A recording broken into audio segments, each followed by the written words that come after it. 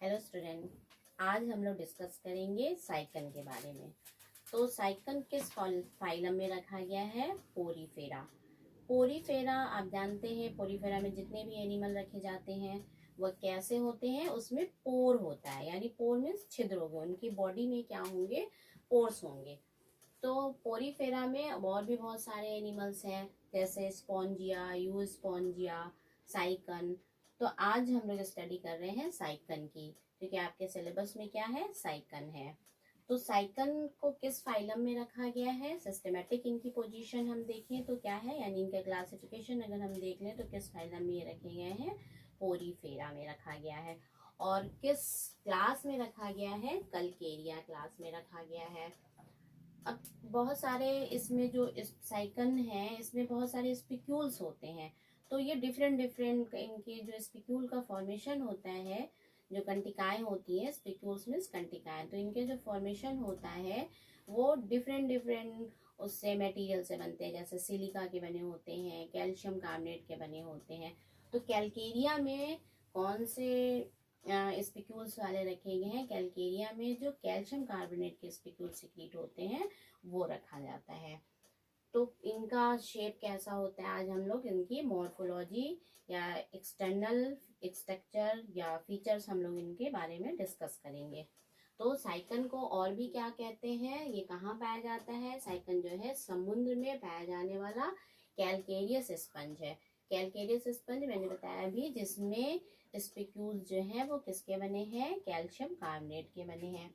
इनका जो old name था साइकन को, पहले जो साइफा बोला जाता था या अर्न स्पंज बोले जाते थे, या क्राउन बोला जाता था, क्राउन स्पंज बोला जाता था। तो जो इनका शेप है ये फ्लास्क, घड़े जैसे या फ्लास्क जैसे, और इनके ऊपर जो है पॉइंटेड ऊपर सिरे पे क्या है? क्राउन, यानी जो स्पिक्यूल्स होते हैं मोनेक्सॉन के, उनकी जो मोनेक्सॉन के स्पिक्यूल्स जो है वो जो कॉलर बनाते हैं वो लगता है कि क्राउन जैसे है, तो इसलिए इसे क्राउन स्पंज भी कहा जाता है। और ओल्ड नेम इनका क्या था? साइफा था, या क्या बोला जाता है इसे? अर्न स्पंज बोले जाते हैं। तो कई इनके नाम है। आजकल क्या कहा जाता है? आजकल इन्हें साइकन बोला जाता है। तो अब इनका सिस्टमेटिक पोजीशन या वर्गीकरण में स्थान इनका देख लें तो किस फाइलम में रखे गए हैं? फाइलम पोरीफेरा, यानी इनमें क्या है? पोर्स होते हैं। क्लास क्या है इनका? कैलकेरिया रखा क्लास है। ऑर्डर क्या है? ऑर्डर हो जाएगा हेट्रोसीला। और जीनस क्या हो जाएगा? साइकन। और स्पीसीज क्या है? कई स्पीसीज इनकी आती है, जैसे कोरोनेटा, सीरिएटम, इलैंगस या लिंगुआ। ये सब क्या है? इनकी स्पीसीज हैं। तो कई स्पीसीज साइकन की मिलती है। अब ये कहाँ पाए जाते हैं? ये समुद्र में पाए जाते हैं। और समुद्र में जहाँ उथले समुद्र में डूबे हुए पत्थर है या चट्टान है, उससे चिपके हुए रहते हैं, पत्थरों और चट्टानों से। तो इनके हैबिट और हैबिटाट देख लेते हैं हम लोग। कहाँ पाया जाता है? ये समुद्री किनारों के उथले पानी में, ठीक है। जो अटलांटिक वगैरह जो है उथले पानी में डूबी हुई चट्टान या अन्य पदार्थ, जैसे लकड़ी हो या कोई कैल्शियम, जो सेल्स के जो सेल हैं एनिमल्स के, मोलस्क के सेल या यूनियो के सेल्स या और अन्य जो मटेरियल हैं डूबे हुए जो है पानी में, समुद्र में, उन पे ये चिपके हुए रहते हैं। और ये कैसे होते हैं? ये सॉलिटरी होते हैं, कॉलोनियल होते हैं, और कैसे होते हैं? नॉन मूवेबल, यानी इनमें लोकोमोशन जो है वो एब्सेंट होता है। तो ये कैसे हो गए? अचल हो गए, सुस्त हो गए, और एकल यानी सिंगल भी कभी कभी पाए जाते हैं। और कॉलोनी में कई इनकी ब्रांच होती है, तो कॉलोनी में भी पाए जाते हैं। क्योंकि ये कैसे हैं? नॉन मूवेबल है, तो इसलिए इनमें लोकोमोशन जो है वो एब्सेंट होगा। ये चट्टानों से चिपके, पत्थर पे चिपके हुए पाए जाते हैं। शेप कैसे, किस आकार के? ये विभिन्न आकार के पाए जाते हैं, जैसे मैंने बताया था, अर्न शेप, फ्लास्क शेप, या आपके बेलनाकार, सिलेंड्रिकल होते हैं। तो ये डिफरेंट शेप में पाए जाते हैं। जनरली जो ये कैसे होते हैं? ब्रांच होते हैं और सिलेंड्रिकल इनकी बॉडी होती है। तो विभिन्न आकार के, जैसे कप शेप्ड हो गए, ब्रांच्ड हो गए, यानी सिलेंड्रिकल ब्रांच होगी, और फ्लास्क शेप्ड होते हैं। फ्लास्क यानी फूलदान, यानी ऊपर से थोड़ा पॉइंटेड होगा और नीचे थोड़ा सिलेंड्रिकल होते हुए पतला होता जाएगा और बीच में फूला हुआ पार्ट होगा। तो फ्लास्क शेप, जैसे फ्लावर लगाते हैं ना पॉट में, तो फ्लास्क के आकार का होगा। और ये कैसे बीच में फूले होंगे, किनारे दोनों सिरों पे कैसे होंगे, थोड़ा पतले होंगे या सकरे होते जाते हैं और बीच में फूले होते हैं। साइज इनका क्योंकि विभिन्न शेप के होते हैं तो साइज भी डिफरेंट डिफरेंट होता है। तो जनरली ये 1 से 3 सेंटीमीटर लंबे होते हैं। तो साइज क्या हो गया, विभिन्न माप के होते हैं, लगभग 1 से 3 सेंटीमीटर ये लंबे होते हैं। अब किस कलर की ये पाए जाएंगे, तो ये ब्राउन कलर के होते हैं। तो ये हल्के भूरे, स्लेटी, गुलाबी या डार्क ब्राउन कलर के, पिंक या डार्क ब्राउन कलर के यूनिफॉर्म में होंगे, यानी पूरे एक जैसे होंगे, या दोनों के स्पॉट, दोनों कलर के स्पॉट स्पॉट, यानी पिंक या डार्क ब्राउन हो गया, या स्लेटी हो गया, भूरा हो गया, या 2 कलर में स्पॉट होंगे, यानी चितकबरे भी होते हैं। तो या तो यूनिफॉर्म होंगे या चितकबरे भी पाए जाते हैं। एक्सटर्नल स्ट्रक्चर इनका क्या हो गया, मीन्स बाहरी मॉर्फोलॉजी, ये जो एक ऐसे है, लगभग इन जब बाहरी स्ट्रक्चर हम देखेंगे तो इसमें लगभग 1 से 3 सेंटीमीटर ये लंबे होंगे और इनमें 3 भाग दिखाई देते हैं। एक भाग क्या होगा इनका, एक भाग जो है वो बेस होगा, दूसरा मेन बॉडी होगी, और तीसरी क्या है, जो साइड में एक छोटा सा उभार होगा जो लेटरल बट कहलाती है।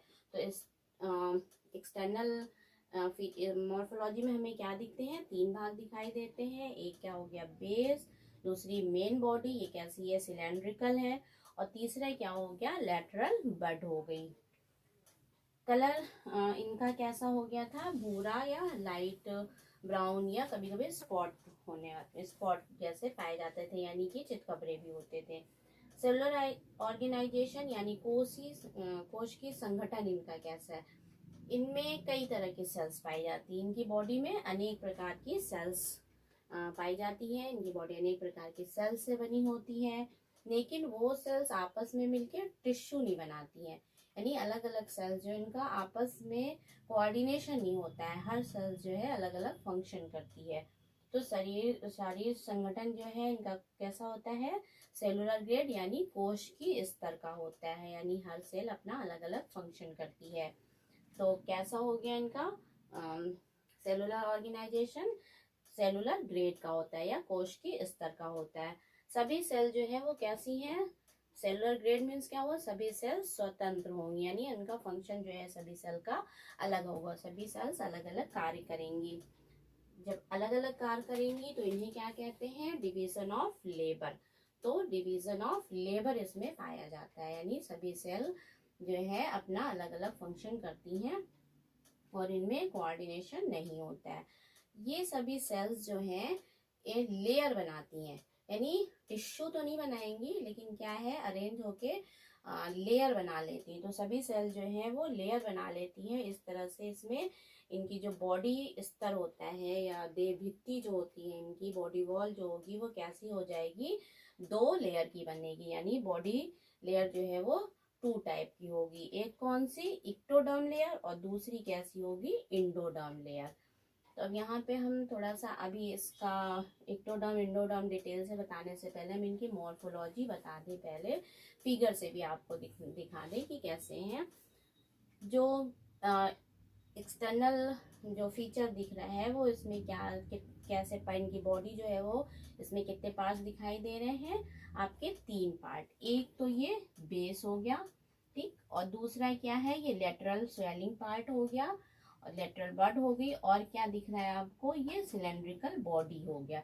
तो सबसे पहला जो फर्स्ट पार्ट हो गया, थोड़ा सा पॉइंटेड, यहाँ से चौड़ा होता है, जो आधार से चिपका होता है वो बेस कहलाता है, सबसे चौड़ा भाग है, और ये क्या कहलाएगा, बेस कहलाएगा।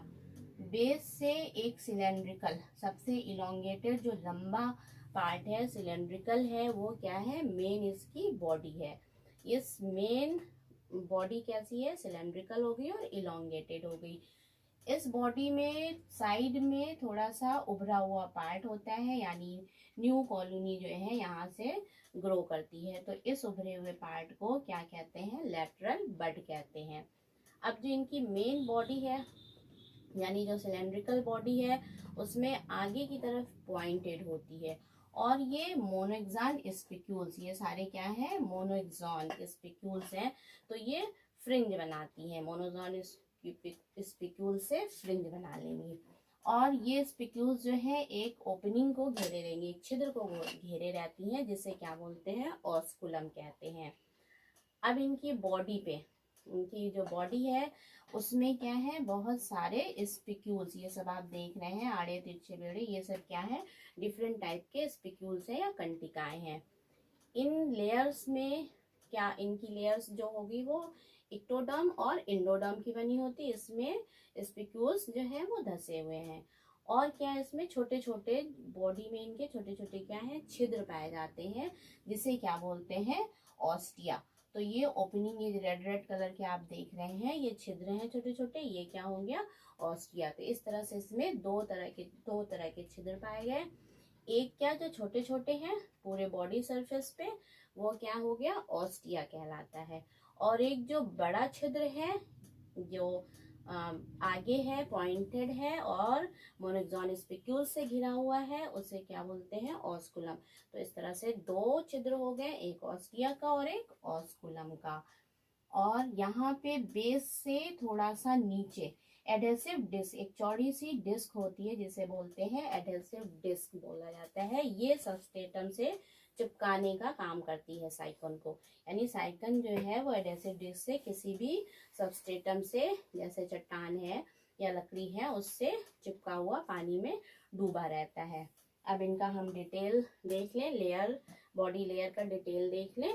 इक्टोडर्म में कौन कौन सी सेल्स होते हैं, यानी इनका सेलुलर ऑर्गेनाइजेशन कैसा है, किस तरह की सेल्स हैं। तो अब देखते हैं हम लोग इक्टोडर्म।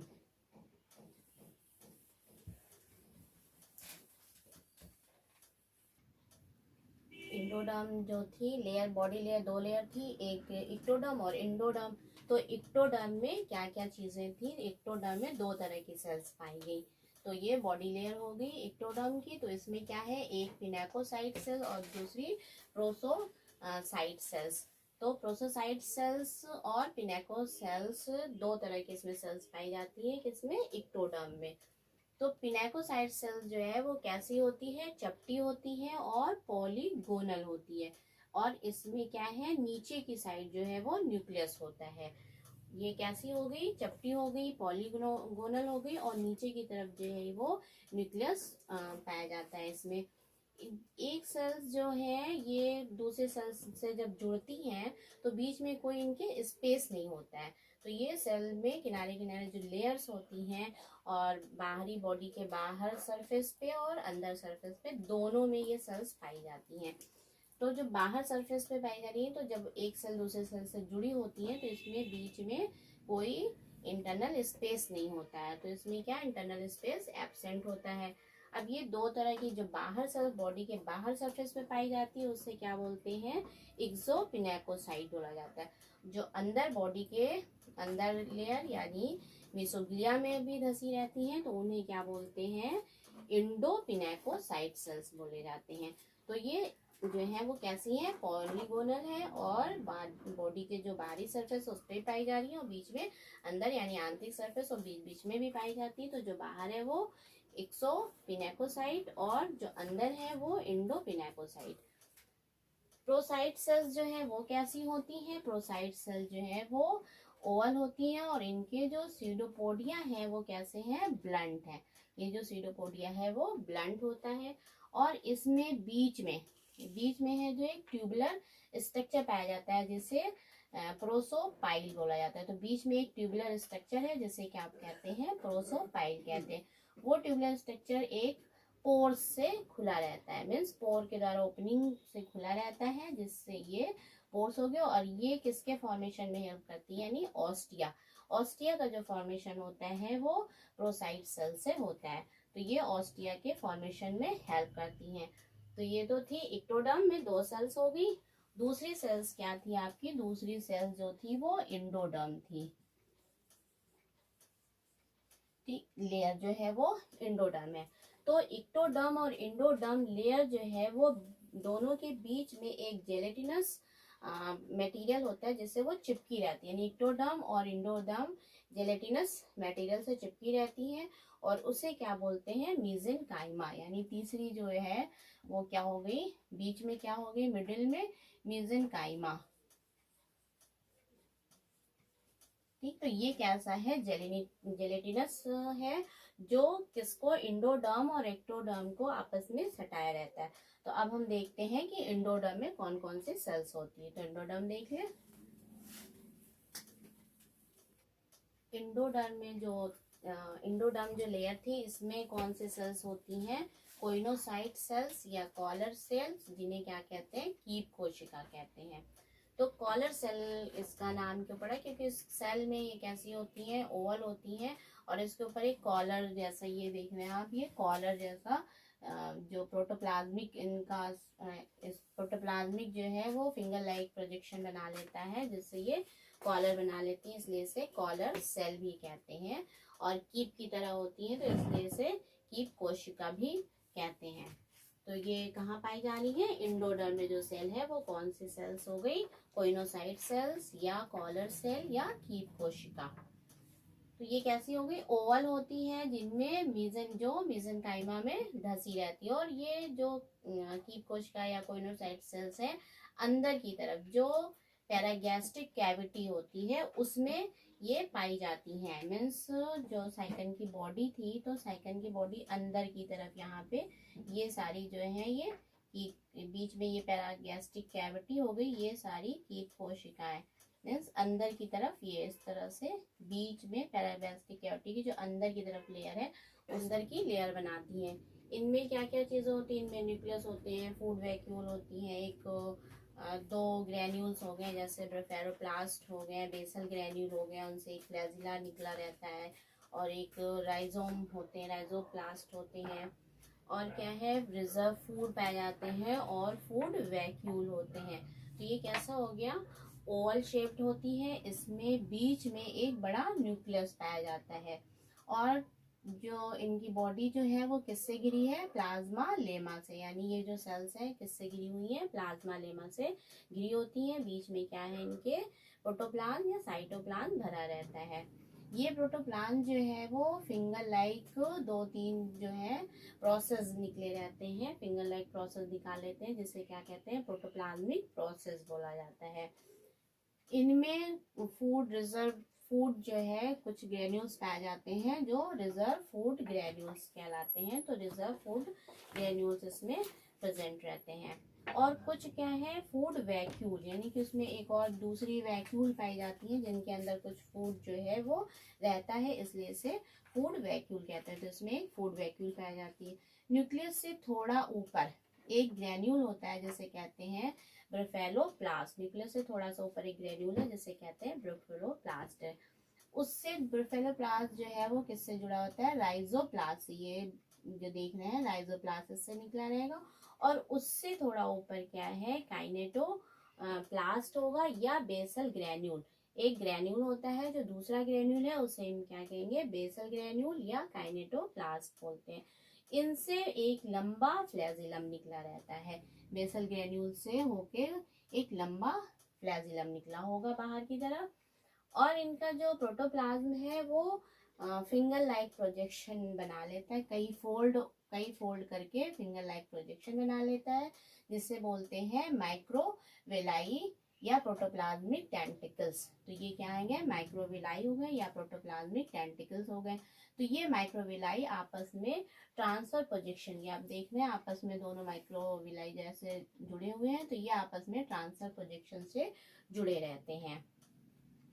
और इनमें जो कॉलर हैं, ये जो माइक्रोविलाई बनाते हैं, इसकी वजह से इन्हें क्या बोलते हैं, कॉलर कोशिका भी बोलते हैं। तो कीप कोशिका या कॉलर कोशिका में क्या चीज है, दो चीजें देखती हैं, एक ओवल पार्ट वो क्या कहलाता है, बेस, और जो कॉलर वाला प्रोजेक्शन है यानी प्रोटोप्लाज्म की जो माइक्रोविलाई है वो क्या कहलाते हैं, कॉलर कहलाते हैं। तो दो पार्ट इसमें दिखेगा, एक कॉलर और दूसरा बेस। कॉलर में 20 से 30 जो है वो प्रोटोप्लाज्मिक माइक्रोविलाई या टेंटिकल्स, प्रोटोप्लाज्मिक टेंटिकल्स निकले रहते हैं। तो ये कैसे होते हैं, जो कि प्रोटोप्लाज्म के हैं, तो इसमें जो फूड जो मटेरियल आता है वो इनसे आके चिपक जाता है। तो फ्लैजिला जो है ये मूवमेंट, सर्पिल मूवमेंट करते हैं, जिससे लगातार इनके मूवमेंट से वाटर करंट बना रहता है। तो वाटर करंट लगातार इसमें बनाते हैं ये, और वाटर करंट से जो फूड मटेरियल जो आ रहे हैं या फूड पार्टिकल्स जो आता है वो इनके प्रोटोप्लाज्म जो माइक्रोविलाई है, प्रोटोप्लाज्मिक या टेंटिकल्स है, उसमें आके फंस जाते हैं। तो ये फूड वैक्यूल को चिपका लेते हैं, तो उससे ये हेल्प करते हैं किसमें, फूड को कैप्चर करने में।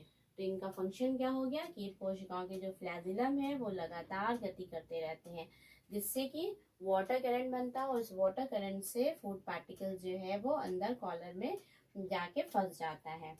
इनकी गति से भोजन के कण जो है या फूड पार्टिकल है वो कॉलर से चिपक जाते हैं। जब कॉलर में जाएगा तो कॉलर में वो चिपक जाते हैं, और इन्हें जब कॉलर में चिपक जाएंगे तो इन्हें निगल लिया जाता है, और निगल के कहाँ पे, एमीबोसाइट सेल्स में या अमीबाब जो कोशिकाएं होती हैं उनमें पहुंचा दिया जाता है। और ये क्या काम करती हैं कीट कोशिकाएं, ये जो है जनन में हेल्प करती हैं, क्योंकि ये जो है फॉर्मेशन करती हैं शुक्राणुओं और ओवा का फॉर्मेशन करती है, तो इसलिए ये जनन में भी हेल्प करती है, एक तरह से रिप्रोडक्शन में भी ये हेल्प करती हैं। नेक्स्ट हम देख लें मीसेनकाइमा, यानी इन दो लेयर के बीच में जो था एक जेलेटिनस मटेरियल था, जिनसे ये दोनों लेयर आपस में चिपकी थी, एक्टोडर्म और इंडोडर्म। तो मीसेनकाइमा में बहुत ढेर सारी सेल्स होती हैं, उसमें 12 तरह की सेल्स, ये सारी सेल्स जो है किसमें धसी रहती है, मीसेनकाइमा में। तो नेक्स्ट हम देख लें मीसेनकाइमा में कौन कौन से सेल्स होती हैं। मीसेनकाइमा जो था, मिडिल, तो ये मीसेनकाइमा जो सेल थी, ये मीसेनकाइमा जो लेयर है ये, इसमें बहुत सारी सेल्स होती हैं, और ये किसकी बनी होती है, जेलेटिनस होती है, जेलेटिनस और ट्रांसपेरेंट मैट्रिक्स की बनी होती है। तो जो एक्टोडर्म में सेल्स थी पिनेकोसाइट, और इंडोडर्म में सेल थी आपकी कोइनोसाइट। तो पिनेकोडर्म और कोइनोडर्म की बीच में जो लेयर होती है वो कौन सी होती है, मीसेनकाइमा। और ये कैसी होती है, जेलेटिनस होती है, यानी चिपचिपी लिक्विड सा होता है, और ट्रांसपेरेंट होती है, और ट्रांसपेरेंट मैट्रिक्स की बनी होती है। इनमें लगभग 12 सेल्स पाई जाती हैं, कई प्रकार के सेल्स हैं, तो लगभग 12 सेल्स होती हैं। इन्हें क्या बोलते हैं, एमीबोसाइट या एमीबाब कोशिका बोलते हैं, जो मॉडिफाई होके क्या बनाती हैं, आर्कियोसाइट सेल्स बनाती हैं। अब इनमें जो 12 तरह की सेल्स हैं वो एक एक करके हम लोग देख लें। तो जो कई सेल्स हैं, तो एक सेल्स, फर्स्ट सेल्स क्या हो गई, कोलेनोसाइट हो गई। तो कोलेनोसाइट जो सेल्स हैं ये जो है लंबी एमीबाब सेल्स या एमीबोसाइट सेल्स होती हैं, जिनके जो स्यूडोपोडिया हैं वो लंबे और ब्रांच्ड होते हैं। ये जो इनके स्यूडोपोडिया हैं ये कैसे हो गए, ब्रांच्ड हो गए, शाखित हो गए हैं। तो ये लंबे और ब्रांच्ड होके आपस में जुड़ के एक जाल सा यानी नेटवर्क बना लेते हैं, तो सिनसाइटियल नेटवर्क का काम करते हैं।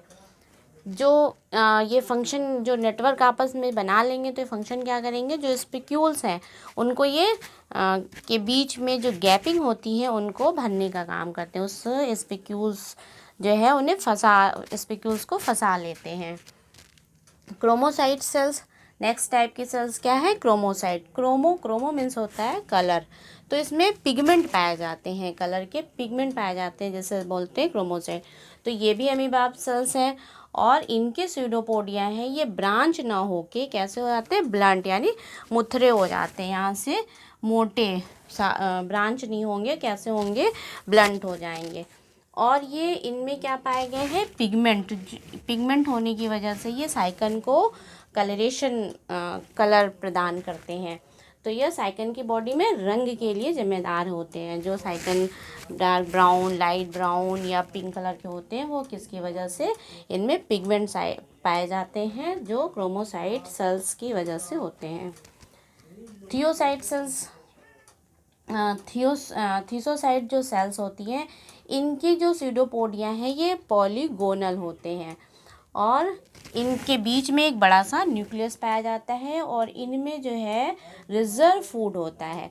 तो रिजर्व फूड होने की वजह से फूड इसमें संरक्षित होता है, इस वजह से इन्हें स्टोर यानी फूड स्टोर के सेल्स भी बोलते हैं, स्टोरेज सेल्स भी कहा जाता है। इनके जो प्रोटोप्लाज्म है ये क्या बना लेते हैं, ब्लंट पॉलीगोनल सीडोपोडिया बनाते हैं। तो इनके साइटोप्लाज्म में फूड पार्टिकल्स होते हैं, इसी कारण इसको स्टोरेज सेल भी कहते हैं। थीसो सेल्स को क्या बोलते हैं, स्टोरेज सेल्स बोलते हैं। ट्रोफोसाइट नेक्स्ट सेल्स आप क्या है, ट्रोफोसाइट। इनके सीडोपोडिया भी कैसे होते हैं, ब्लंट होते हैं और पॉलीगोनल सेल्स होती है। इनमें भी एक बड़ा सा न्यूक्लियस पाया जाता है, सेम जो है थीसोसाइट सेल्स की तरह ही होती हैं ट्रोफोसाइट सेल। लेकिन इसमें क्या फ़र्क होता है, इसमें रिजर्व फूड होता है थीसोसाइट सेल्स में, और ट्रोफोसाइट सेल्स में फूड पार्टिकल्स होते हैं, यानी ये फूड पार्टिकल्स को रखते हैं। तो ये कैसी हो गई, इनके जो सीडोपोडिया है वो पॉलीगोनल हो गई और बीच में एक बड़ा न्यूक्लियस हो गया, लेकिन इसमें फूड पार्टिकल्स होता है। और फूड पार्टिकल होने की वजह से ये क्या करती हैं, रख के और एमीबोसाइट को यानी फूड पार्टिकल्स को एक जगह से दूसरे जगह पहुंचाने का काम करती है। यानी फूड पार्टिकल्स जो है ये एमीबोसाइट को पहुंचा देती हैं। तो ये किस में हेल्प करती हैं, फूड पार्टिकल्स के डिस्ट्रीब्यूशन में हेल्प करती हैं। नेक्स्ट सेल्स क्या हो गई, मायोसाइट सेल्स।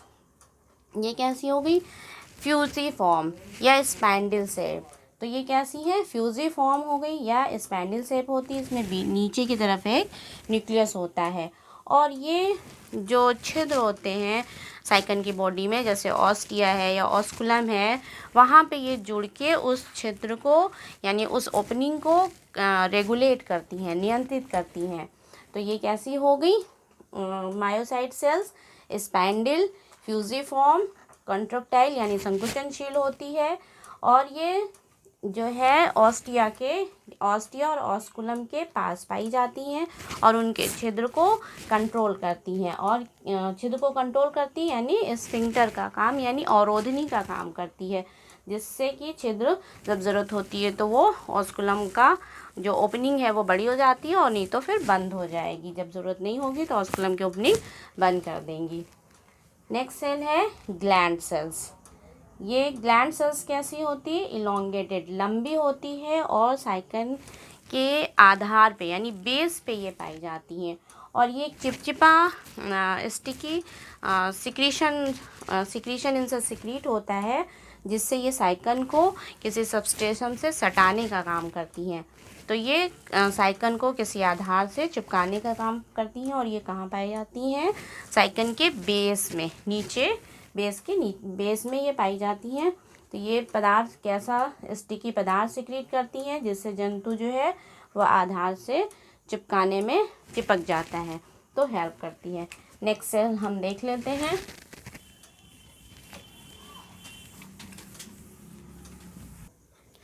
ये जो आर्कियोसाइट सेल्स हैं ये कई सेल्स में मॉडिफाइड होती हैं, इसीलिए इसे टोटिपोटेंट सेल्स कहते हैं।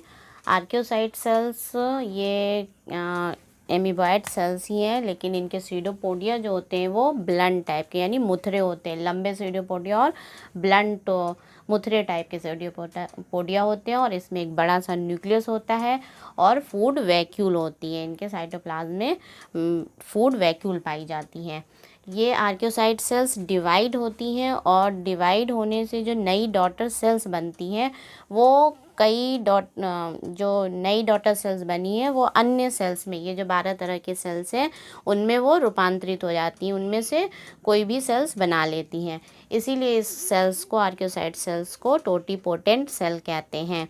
और इनकी जो क्षमता जिससे वे रूपांतरित हो जाती हैं उस क्षमता को टोटिपोटेंसी बोलते हैं। तो ये कैसी हैं, अनडिफरेंशिएटेड एम्ब्रायो सेल्स हैं ये। तो अनडिफरेंशिएटेड एम्ब्रायो सेल्स होती है। इनके सूडोपोडिया जो हैं वो लंबे और ब्लंट होते हैं और इनको साइटोप्लाज्म में फूड वैक्यूल पाई जाती है। तो ये टोटिपोटेंट होने की वजह से अन्य सेल्स में रूपांतरित हो जाती हैं। जितने अन्य 12 प्रकार की जो सेल्स मैंने बताई थी उनमें कोई भी सेल्स में ये रूपांतरित हो जाएंगी और रीजेनरेशन में हेल्प करती हैं और जनन में हेल्प करती है, यानी ये स्पर्म और ओवा यानी सेक्सुअल रिप्रोडक्शन जो है उनमें हेल्प करती हैं। जनन में सहायता करेंगी और जो है रीजनरेशन में सहायता करती हैं। नेक्स्ट सेल्स है स्क्लेरोब्लास्ट सेल। स्क्लेरो यानी स्पिक्यूल्स बनाती हैं, तो स्क्लेरोब्लास्ट सेल्स जो हैं इनसे स्पिक्यूल का फॉर्मेशन होता है, तो ये स्पिक्यूल का निर्माण करती हैं और ये 3 तरह की होती हैं, क्लेरोब्लास्ट, सिलिकोब्लास्ट और स्पॉन्जियोब्लास्ट। 3 तरह की हो गई। तो क्लेरोब्लास्ट जो है वो क्लास कैलकेरिया में पाई जाती हैं और सिलिकोब्लास्ट सेल्स जो है वो हेक्सेक्टिनिडा क्लास में पाई जाती हैं और स्पॉन्जियोब्लास्ट जो है वो डिस्मोस्पॉन्जिया क्लास में पाई जाती हैं। क्लेरोब्लास्ट सेल्स के जो स्पिक्यूल्स हैं, ये सेल्स जो है कैल्शियम कार्बोनेट का सिक्रीशन करती हैं। इनके स्पिक्यूल्स जो बने होते हैं वो कैल्शियम कार्बोनेट के होते हैं और सिलिकोब्लास्ट सेल्स में ये जो स्पिक्यूल्स हैं वो सिलिका के बने होते हैं, यानी सिलिका के फॉर्मेशन से बनते हैं। और स्पॉन्जियोब्लास्ट सेल जो है वो स्पंजी फाइबर्स बनाती हैं, यानी स्पंजी फाइबर्स का सिक्रीशन करती हैं। और इनमें जो ये सेल्स हैं, ये स्क्लेरोब्लास्ट सेल्स है, ये स्पिक्यूल्स, ये सेल्स जो हैं स्पिक्यूल्स का ये सिक्रीशन कर रही हैं। नेक्स्ट है जर्म सेल्स। जर्म सेल्स ये गोलाकार स्फेरिकल होती हैं, गोलाकार होती हैं और आर्कियोसाइट का ही मॉडिफाइड रूप होती हैं, आर्कियोसाइट के ही मॉडिफाइड से बनती हैं। और कैसी होंगी जर्म सेल्स? गोल गोल होंगी, स्फेरिकल होंगी। और ये किस में रूपांतरित हो जाती हैं? रूपांतरित होकर किस में हेल्प करती हैं? सेक्सुअल रिप्रोडक्शन में हेल्प करती हैं। और क्या बनाती हैं? स्पर्म सेल और ओवम सेल्स बनाएंगी। तो नेक्स्ट सेल्स क्या है? आपकी स्पर्म सेल्स। तो स्पर्म सेल्स जो है ये कैसी होती है? इलोंगेटेड होती है। इसमें एक आगे हेड होता है, बीच में न्यूक्लियस होता है और एक लंबी टेल होती है। ये भी किसके मॉडिफाइड रूप हैं? ये जर्म सेल से रूपांतरित होती है, यानी जर्म सेल से ही मॉडिफाइड होकर बनती हैं। और कैसी हो गई? लंबी हो गई और उसमें आगे हेड होता है, बीच में न्यूक्लियस होता है और एक टेल होती है। ओवम सेल जो है वो किससे बनी है? वो भी जर्म सेल से ही, इनका भी मॉडिफिकेशन होता है, यानी जर्म सेल्स के रूपांतर से ही ये ओवम सेल्स बनती हैं। और ये कैसी होती हैं? ओवल शेप होती हैं, बीच में एक बड़ा न्यूक्लियस होता है जो सेक्सुअल रिप्रोडक्शन में हेल्प करती हैं। लोफोसाइट सेल्स, लास्ट सेल्स 12 सेल्स हैं, 12 सेल्स होती हैं। लास्ट हो जाएगी आपकी लोफोसाइट सेल्स। इनका अभी शेप और इनका फंक्शन अभी नहीं पता है कि ये क्या करती हैं। तो ये थी इनकी मेसेनकाइमा में 12 प्रकार की सेल्स। नेक्स्ट लेक्चर में हम लोग पढ़ेंगे स्केलेटन। Thank you.